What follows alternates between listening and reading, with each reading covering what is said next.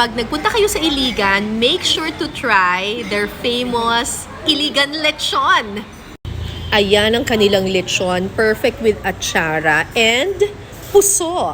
Puso, kapuso.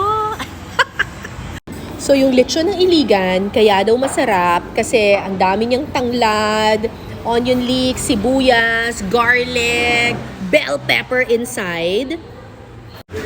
Ayan ang secret. Meron siyang mga tanglad, leeks, at kung ano-anong mga pampasarap sa loob ng lechon. Tapos ito yung skin ng lechon. Brown yung color niya.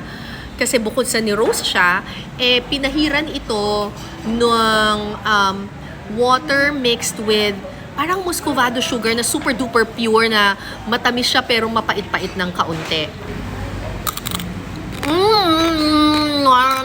Narinig niya? Narinig niya? Ganun ka-crunchy. Tapos eto na yung laman ng lechon. Sorry sa aking puso. Eto na.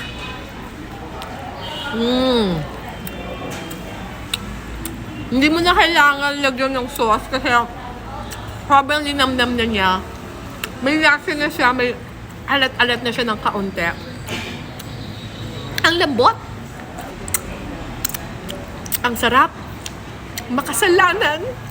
Abangan ang aming Iligan Food Adventure sa Pinasarap.